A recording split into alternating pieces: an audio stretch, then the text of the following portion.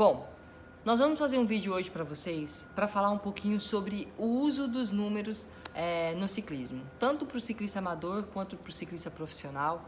Hoje, de acordo com a experiência que nós temos com nossos atletas, é evidente o quanto o atleta é preso a números, né, Vivi? A tecnologia chegou e tudo é média de velocidade, é FTP, é potência máxima, exatamente. E isso, o fato de você ter números altos, o fato de você pegar um com ou melhorar o seu recorde pessoal, não significa necessariamente que você está apto a vencer uma corrida.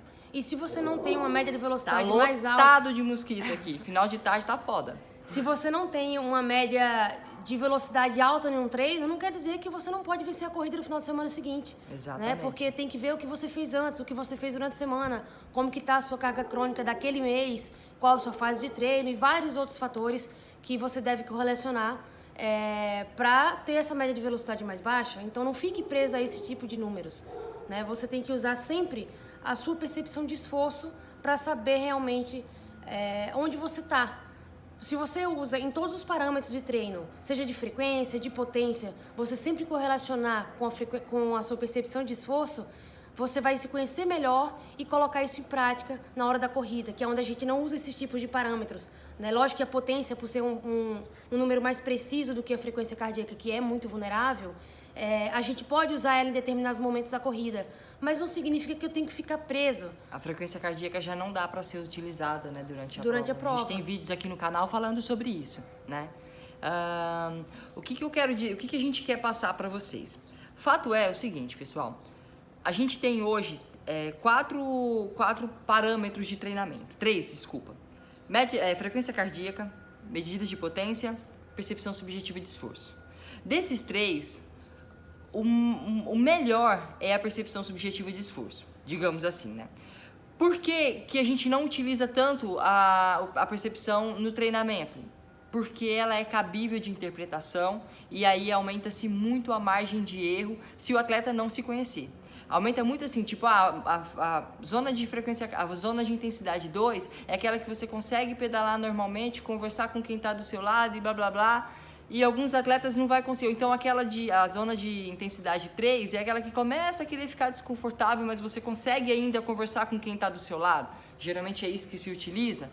Mas muitos atletas acabam passando do limite ou acaba indo um pouquinho a menos do que poderia dar naquele momento. Como eu falei anteriormente, ela tem que ser interpretada e aí aumenta-se muito a margem de erro, diminui a precisão. Então usa-se em treinamento frequência cardíaca ou medidas de potência. E muitos atletas, por ficarem tão presos a números, quando o medidor de frequência cardíaca dá um problema, ou o medidor de potência dá um problema também, o atleta fica perdido, sem saber como fazer. Acho que não vai nem conseguir treinar. Vou ficar em casa. Exatamente. Porque eu já recebi e-mail assim. Eu não saí para treinar porque o meu Garmin ou o meu Polar deu problema.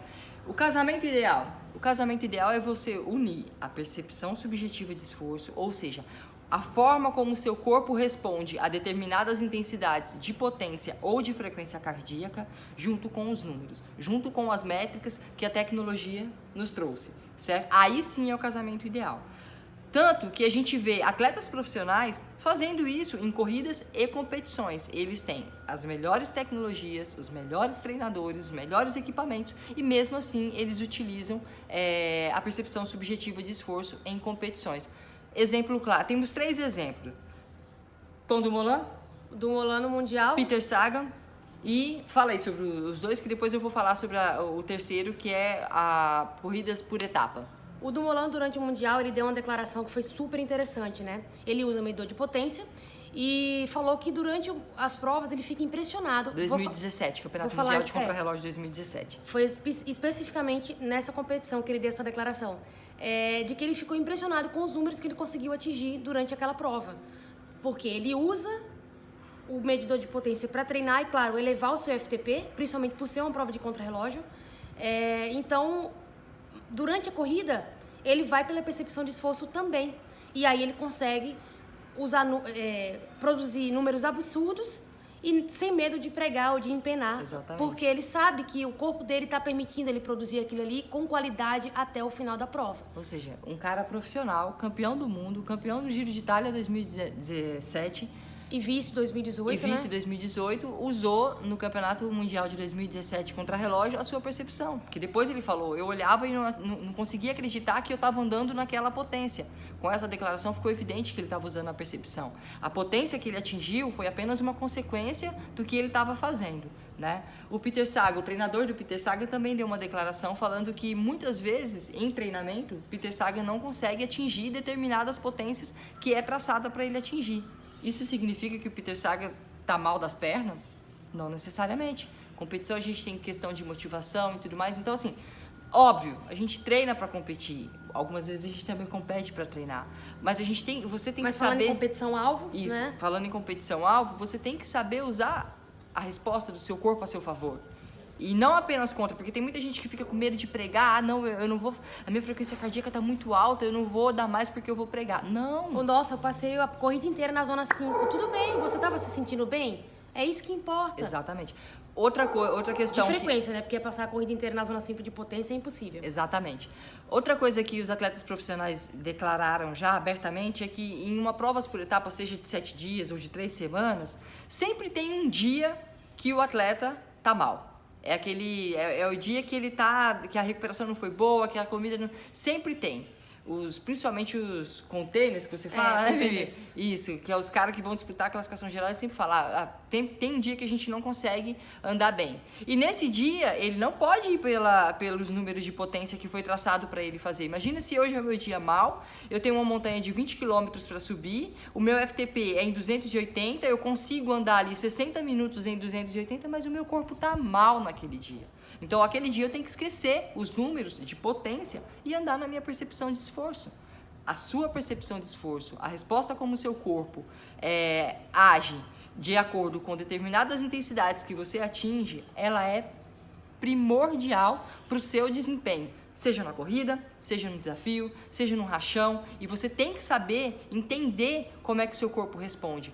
A partir do momento que você tiver essa leitura, você deixa de ser refém de números, de frequência cardíaca e de potência.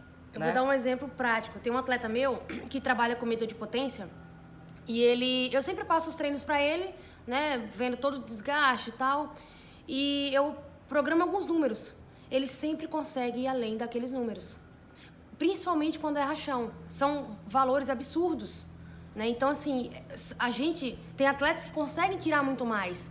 E ele percebe que tá bem, então ele vai. E no dia do FTP ele se sente pressionado, né, Vivi? Ele vai fazer FTP, ele se sente pressionado e não consegue ir além. Ele poderia dar mais, é nítido que ele dá mais quando ele tá com outros fatores motivacionais. Mas no dia do FTP ele se sente pressionado porque ele tem que dar... Ele quer uma resposta positiva e aí não consegue. A pressão psicológica que ele mesmo tem sobre ele acaba travando os números. Né, que sem dúvida estão muito mais altos. Mas quando ele vai treinar, que é uma coisa, um prazer, um lazer, enfim, ele consegue atingir números absurdos. Outra questão de números também, que às vezes eles acabam bloqueando o nosso desempenho, por exemplo, a gente está numa sequência de treino. Eu vou citar agora o que acabou de passar, que a gente terminou a ultramaratona Pata da Onça, no Mato Grosso do Sul. Prova duríssima. Foram 250 quilômetros em 2 dias. E a gente teve alguns atletas que deu pódio, tivemos alguns atletas que conquistaram a vitória na categoria. E eu recebi um relato de um atleta falando que foi incrível como o corpo dela respondeu no dia da prova. E essa atleta, ela vinha me relatando muito cansaço durante os treinos. E eu falava, calma, você tá treinando. Aí ela saía, ela queria melhorar a média de velocidade todos os dias. Isso é normal, né? E imagina você sair todos os dias para melhorar sua média de velocidade. Eu falei para ela, olha, fulano, você vai chegar na prova com um nível de estresse físico e mental altíssimo se você continuar treinando dessa forma. Faça o que eu tô pedindo, o resto vai ser uma consequência. E aí, no dia da prova, ela estava 100% descansada, 100% estimulada devido aos treinos da semana que ela fez e simplesmente o resultado fluiu. Então, faça as coisas acontecerem, trabalhe, porque as coisas vão começar a fluir no seu treinamento. Do mesmo jeito que você pode encarar um treino que você está cansado e tem que atingir altos valores, você não consegue, e aí você precisa usar a sua percepção de que não tá legal, aborta aquele treino, faz um treino mais tranquilo, você pode estar se sentindo tão bem num dia que tem que atingir valores altos e você ultrapassa aquilo ali sem nem se dar conta. O treino vai muito além do que você imaginava, né? Imagina se esse atleta que eu passo os treinos aí, ele atinge valores maiores, se ele ficasse preso àquilo ali, Ele fica limitado. Fica limitado. Exatamente. Né? Então, lógico que dependendo do treino, às vezes é um absurdo o atleta passar muito daquilo ali. Sim. Né? Mas em determinados treinos, principalmente os treinos mais específicos, se ele consegue ir além, perfeito, o cara Por que tá não? forte. Exatamente. O cara tá forte. É importante, lógico, relatar depois. Olha, eu consegui dar um pouco a mais, porque senão vai tomar uma chamadinha.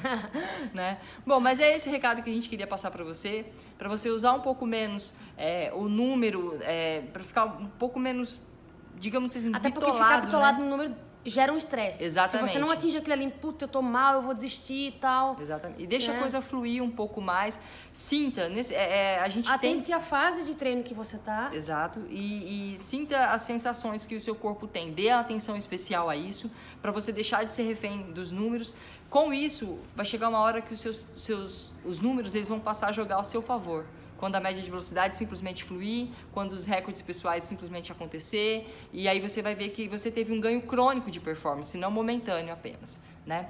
Bom, se inscreva no nosso canal, deixa o joia, fala aí, Vi, pede Dá um joinha aí pra gente, né, galera? E até Espero que vocês tenham curtido esse conteúdo e até o próximo vídeo, né? Isso aí. Tchau, tchau. Até mais.